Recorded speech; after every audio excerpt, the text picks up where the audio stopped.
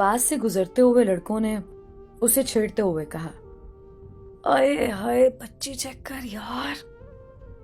वो उस वक्त मेट्रो स्टेशन पर खड़ी अपनी सहेलियों के साथ खुशगपियों में मसरूफ थी जब अल्फाज अचानक उसकी समातों से टकराए थे। क्या बेहूदगी है, शर्म नहीं आती, भूखे हवस परस्त जाहिल इंसान। उसने गुस्से से लड़के को एक ही सांस में काफी सुना डाली, मगर लड़के ने महज कहके पर इक्तफा किया और वहां से रफू चक्कर हो गया। मोहतरमा, आपसे एक दरख्वास्त है। उसी लम्हे एक और मर्दाना आवाज उसे अपने अकब से आती महसूस हुई। जी कहिए, उसने गुस्से से नाक चढ़ाते हुए रुख मोड़कर पीछे मौजूद मामूली शक्लो सूरत के लड़के को सर तपैर देखा। क्या आप मुझे 5 मिनट दे सकती हैं? मुझे आपसे कुछ कहना है। लड़के ने उससे नजर मिलाने से खुद को बाज रखा। जी कहिए। नायला ने उसको इजाजत देते हुए यही समझा कि शायद ये भी उन्हीं मर्दों में से एक है जो उसके हुस्न का असीर बन गया है और अब दिल के हाथों मजबूर होकर अपनी मोहब्बत का इजहार करना चाहता है। मैं अभी कुछ देर पहले होने वाले वाकये का ऐनी शाहिद हूं। बिलाशुबा आप पर कसे जाने वाला जुमला किसी तो और माकूल नहीं था, मगर फिर मेरी समातों से आपके अल्फाज टकराए जो कि आपका रद्द अमल था। आपने उस लड़के को भूखा और हवस परस्त कहा। ठीक, बहुत सही कहा आपने, बेहतरीन। हम मर्द बुरे, हवस परस्त, घटिया, भूखे, जिस्म के पुजारी, गंदी नजरों और गंदी सोच के हामिल, बेशरम, नीच, लफंगे और वो सब जो लुगत में किसी बुराई की वजाहत के लिए मौजूद है, सब हम ही से मुंसलिक हैं। अब मैं आपको बताता हूं कि हमारी भूख की इश्तिहा कौन बढ़ाता है।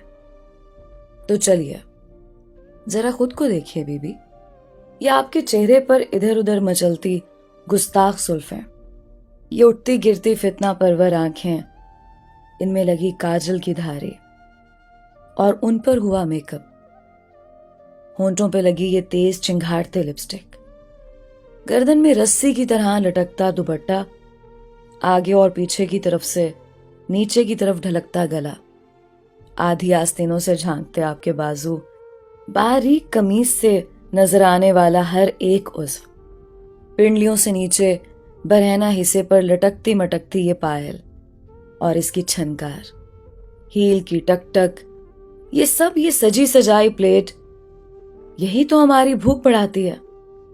हम होते हैं भूखे, मगर इस भूख को हवा भी आप जैसी औरतें देती हैं। मैं यूनिवर्सिटी का तालिब इल्म हूं। जब भी मैं अपनी हमजमात लड़कियों से उनके लिबास से मुतालिक कुछ कहता हूं तो वो मुझे कहती हैं कि शर्म आंखों में होती है, लिबास कैसा भी हो, और वैसे भी हमारा जाती मसला है। तब मैं हैरान होता हूं कि वाह क्या बात है, मसला जाती है और गुनाहगार हमें बना रही हैं। हैरत होती है मुझे ऐसी हालत देखकर। मेरे मालिक के अहकामात की धज्जियां उड़ाना ना औरत के लिए जायज है ना मर्द के लिए। फिर ये कौन सा फैशन है जो हमें फिर से पत्थर के जमाने में धकेल रहा है, जहां लोग लिबास से महरूम थे। मैं यहां खड़ा उस ओबाश लड़के का दिफा नहीं कर रहा हूं, हाँ, मगर आपकी कही गई बात की वजूहात बता रहा हूं। मैं ये नहीं कह रहा कि आप सजना छोड़ दें, नहीं, बिल्कुल नहीं। औरत बगैर सिंगार के ऐसी है जैसे बंजर जमीन, मगर खुदारा अपने हुस्न के नजारे उसे दिखाइएगा जो 4 लोगों की मौजूदगी में कबूल है कहकर आपको अपनी निस्फ़े बेहतर चुने।